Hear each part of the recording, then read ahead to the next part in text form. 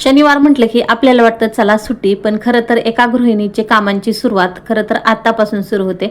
नमस्कार मंडळी, मी माधुरी स्वागत करते तुमचं सर्वांचं माधुरी किचन ब्लॉगमध्ये. तर दिवसाची सुरुवात तर नेहमीप्रमाणे छान अशी झालेली होती. सगळं घर वगैरे स्वच्छ करून घेतलं, झाडू वगैरे मारून घेतला आणि लादी पुसून घेतली, देवपूजा करून घेतली, आंघोळ वगैरे झाली. आता ही बाकी सगळे कामं उरकल्यानंतर म्हटलं चला आता नाश्ता बनवून घेऊया. कारण शनिवारी जरी मुलांना शाळेला सुट्टी असली तरी एका गृहिणीसाठी हा दिवस मात्र कामांचा दिवस असतो. आता काय असं बोलते मी ते तुम्हाला सांगतेच. कारण आपल्याला ना दरवेळेस रोज शाळा असते आणि मुलांचे सगळं टिफिन वगैरे धावपळ दिवसभर चालू राहते. पण शनिवार म्हटलं की मुलं मात्र रिलॅक्स असतात, पण घरामध्ये कामं काढायला तेवढा एकच दिवस आपल्याकडे असतो जेणेकरून आपण घरातली साफसफाई करू शकतो. रविवारी म्हटलं की थोडंसं किराणा किंवा बाहेर कुठंतरी जायचं आपण ठरवलेलं असतं, त्यामुळे फक्त शनिवारच हा एक दिवस असा असतो की ज्या दिवसामध्ये आपल्याला घराची साफसफाई करावी लागते. म्हणजे वाटतं आपल्याला सुट्टी आहे पण दिवस अगदी बिझी असतो आपला पूर्ण दिवस. तर आज माझं काहीसं तसंच झालेलं होतं, कारण पावसामुळे ना जास्त काही कामं काढायला वेळच भेटत नव्हता. म्हटलं चला आता ऊन पडलेलं आहे, 2-3 दिवसापासून कडक ऊन पडते, तर म्हटलं आता घरातली थोडीशी साफसफाई करून घ्यावी. सर्वात आधी ते तर मी नाश्ता बनवला. आता हा नाश्ता जे तुम्ही पाहता ना, हे उपमा बनवला आहे. यामध्ये तर सगळे मी व्हेजिटेबल्स ॲड केलेले होते, कारण शौर्य जेव्हा ॲडमिट होता ना तेव्हा साईला हा नाश्ता खूप आवडायचा, कारण हॉस्पिटलमध्ये ना आम्हाला सकाळी हा नाश्ता यायचा आणि साई पण त्यावेळेस माझ्यासोबत असायचा, त्यामुळे त्याला ना हा नाश्ता खूप आवडायचा. तेव्हापासून साईचं चालू असतं मम्मी मला अशाच पद्धतीचं उपमा बनव. त्यामुळे मी शक्यतो घरामध्ये जेव्हा पण मुलांसाठी उपमा बनवायचा असतो तेव्हा तशाच पद्धतीचा उपमा बनवते, खूप छान लागतो. तरी इथे मला कारल्याची भाजी करायची होती. आता मुलं तर खरं दोन्हीही खात नाहीत कारल्याची भाजी, पण आहोंना आवडतं म्हणून म्हटलं चला आज कारल्याची भाजी बनव. आता शनिवार म्हटलं की दुसरं काही नसतं, नॉनव्हेज वगैरे आपण काही खात नाही. आहोंना पहिले उपवास असायचे, पण आता अहो आजारी पडतात म्हणून ते उपवास वगैरे काही ते पकडत नाही. तरी ते कारले मी आधी उकडून घेतलेले होते, थोडंसं पाणी टाकून आणि थोडंसं मीठ घालून ते उकडून घेतलेले होते. उकडल्यानंतर ना आता त्यासाठी मला आज पहिल्यांदा हिरव्या मिरचीचं मी कारलं बनवणार होते. असं तर मी साठवणीचा मसाला घालूनच शक्यतो कारलं बनवत असते, पण आज म्हटलं चला वेगळ्या पद्धतीने थोडंसं ट्राय करून बघावं, याची पण टेस्ट आपल्याला कळायला हवी की कशा पद्धतीचं लागतं. म्हणून इथे मी ना 5-6 हिरव्या मिरच्या घेतलेल्या होत्या. आता ह्या मिरच्या जास्त तिखट नव्हत्या माझ्या. थोडीशी मी पांढरे तीळ घेतलेले होते, थोडंसं खोबरं आणि लसूण घेतलेला होता. एवढंच मी घेतलेलं होतं, जास्त काही तर साहित्य मी घेतलेलं नव्हतं. कारण जर जास्त साहित्य झालं ना तर त्याची चव बिघडते, म्हणजे जास्त ओव्हरलोड मसाला होतो आणि मग ते फक्त मसाला लागतो आणि जे कारल्याची चव म्हणा तर ती बदलते, पूर्णपणे चेंज होते. त्यामुळे अगदी आहे त्या प्रमाणात जर आपण त्याला बनवलं तर ते खूप छान लागतं.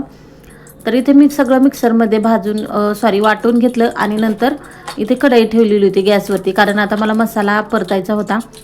तर सुरुवातीला तर मी इथं साधारण 2-3 चमचे इथे मी तेल टाकून घेतलं. आता छोटीशी पळी असते आपल्या तेलाची, पण माझ्याकडे तेलाची पळी नाही आहे किटलीमध्ये, तर हा छोटासा कावळा आहे, त्या कावळ्यामधूनच मी तेल घेते. त्यामुळे अंदाजे मी ते तुम्हाला सांगते की मी तेल किती घेतलं, ते 2-3 चमचे मी एवढं तेल घेतलं. जास्त काही तेल मी भाज्यांमध्ये घालत नाही. अहो मला ओरडत राहतात जास्त ऑइली खाल्लेलं चांगलं नसतं म्हणून.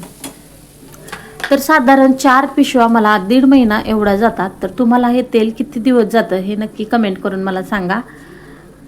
तर पाहू शकतात इथे मी तेल गरम झाल्यानंतर त्यामध्ये थोडंसं जिरे, मोहरी, कढीपत्ता आणि हे जे वाटण केलेलं होतं हिरवी मिरची, खोबरं, पांढरे तीळ आणि लसूण, तर ते ह्यात घालून सगळं छान असं परतून घेतलं. व्यवस्थित परतून घ्यायचं, म्हणजे त्याचा जो कच्चा वास असतो तो पूर्णपणे निघून जातो. नंतर आता हे उकडलेलं कारलं होतं ते 2-3 पाण्याने मी स्वच्छ धुवून घेतलेले होते कडूपणा जाण्यासाठी.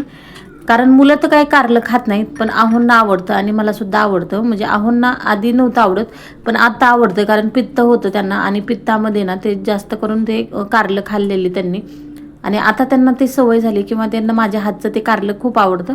त्यामुळे शक्यतो आता बऱ्यापैकी ते कारलं खातात. नंतर थोडंसं पाणी घालून मस्त त्या मसाल्यामध्ये परतून घेतलं. त्यावरती थोडीशी कसुरी मेथी आणि मग मीठ घातलं चवीनुसार.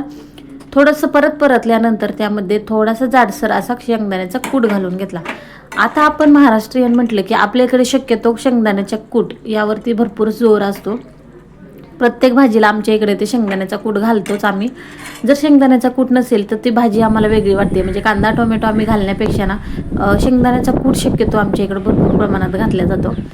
तर इथे आज ऊन पडलं असल्यामुळे ना जर तुम्हाला काही कांदे वगैरे जास्त दिवस ठेवायचे असतील तर तुम्ही असे उन्हामध्ये थोडेसे सुकवून ठेवायचे, जेणेकरून पटकन म्हणजे खराब होत नाहीत किंवा सडत वगैरे नाहीत. मग त्यामुळे ना अधूनमधून जेव्हा पण असं ऊन असतं ना तेव्हा थोडेसे वाळवून ठेवायचे.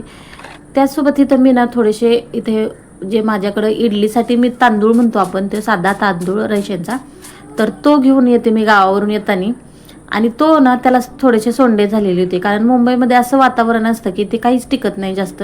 त्यामुळे शक्यतो मी जास्त प्रमाणात काही साहित्य पण आणत नाही, म्हणजे धान्य वगैरे काहीच आणत नाही, कारण लगेच त्याला कीड लागून जाते. त्यामुळे कितीही बोरिक पावडर लावा, काहीही करा, तरी पण ते खराब होतं, जास्त दिवस टिकत नाही. त्यामुळे अगदी लागन तसं थोडं थोड्या प्रमाणात मी ते घेऊन येते. मग आता आल्यानंतर ना गावावरून आल्यापासून त्याला थोडं पण ऊन भेटलं नव्हतं, त्यामुळे लगेच घरामध्ये त्याला कीड लागली आणि सादळल्यासारखं झालं, म्हणजे आळ्या वगैरे लगेच होता. त्यामुळे ना अधूनमधून असं तेही आपल्याला थोडंसं उन्हाला सुकवण्यात टाकलं मी. थोडंसं सुकून घेतल्यानंतर ना त्यातला जे मॉइश्चर असतं ते निघून जातं आणि मग ते जास्त दिवस टिकतात. त्यामुळे थोडंसं सुकवायलासाठी उन्हात टाकले मी. शक्यतो तांदूळ उन्हामध्ये वाळवत नाहीत हे मला पण माहिती आहे, पण म्हटलं चला त्यामधले किडे वगैरे निघून जातील, आळ्या ते जे काय आहेत ते उन्हाने थोड्याशा मुरून जातील. मग मी तर थोडंसं, तर माझ्याकडे ना सूप आहे, तर छोटंसं सूप आहे माझ्याकडं, तर त्या सुपाने मी पाकडून घेत होते. थोडंसं वरती हवा सुटली की वरतीही करत होते, जेणेकरून त्यातले किडे आणि आळ्या पुढे निघून जातील. तर इथे मी तेही साफ करून ठेवलं, कारण कांदा आणि हे जे आपलं राहतं ना, म्हणजे तांदूळ, गहू, ज्वारी, हे जे धान्य राहतं हे जास्त दिवस इथे मुंबईमध्ये टिकत नाही. त्यामुळे मी अधूनमधून थोडंसं ऊन देऊन ठेवत असते, जेणेकरून ते खराब होत नाही, म्हणजे गावाला जाईपर्यंत ते धान्य टिकतं. आणि असं तर जास्त काही धान्य पण मी आणत नाही, लागन त्या प्रमाणात आणते, कारण गाडी. तांदूळ व्यवस्थित साफ करून ठेवले आणि मुलांची ना मस्ती चालू होती. साईचं मगाचपासून चालू होतं की मम्मी माझ्यासोबत खेळ, पण आता त्याच्यासोबत बसून खेळायला मला वेळ नव्हता, कारण हे तांदूळ ते मी वरती टाकलं होतं. नंतर आवरलं आणि त्याच्यापाशी जाऊन बसले.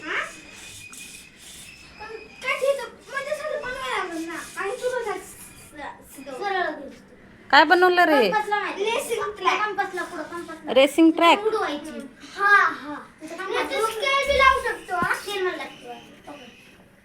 लाव गाडी, बघू दे कशी रेसिंग ट्रॅक तुझी.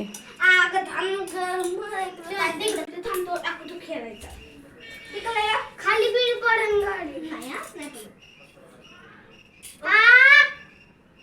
दगड जाऊन काय रॉकेटून घालायची. इकडे दाखवते, इकडे बघ मम्मी, इथून घालायची, असे इथून, असे इथून, इथून घातलं, इथून असं स्टंट करायचं, असं चुईंग आणि चुईंग.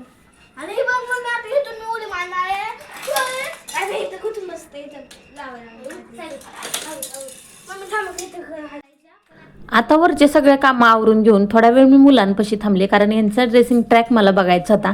आणि साई आधीच मला म्हणत होता मम्मी आमच्यासोबत खेळ, पण त्याच्यासोबत बसून खेळायला मला वेळ नव्हता, कारण सगळं धान्य ते वर टाकले असल्यामुळे ना त्याला लगेच पक्षी येतात, म्हणून मी थांबले थोड्या वेळ वरतीच. आणि नंतर मला स्वयंपाकसुद्धा बनवायचा होता.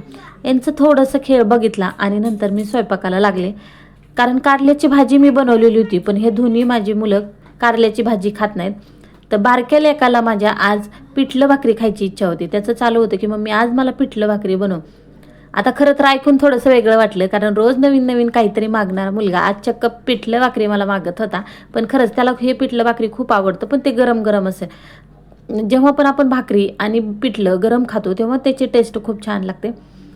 आता हे पिठलं म्हणजेच आमच्या इकडे याला बेसन म्हणतात, तर हे बेसन आणि कडक कडक ज्वारीची भाकरी तुम्हाला आवडते का? कमेंट करून मला नक्की सांगा. तर तुम्ही सुद्धा अशा पद्धतीचा कधी स्वयंपाक बनवतात का? आज साधं आणि सोपं स्वयंपाक होता इथे, म्हणजे हलकंसं जेवण इथे बनवलेलं होतं. तर आजचा व्हिडिओ तुम्हाला कसा वाटला? आवडला तर नक्की लाईक, शेअर, सबस्क्राईब करा. चलो बाय.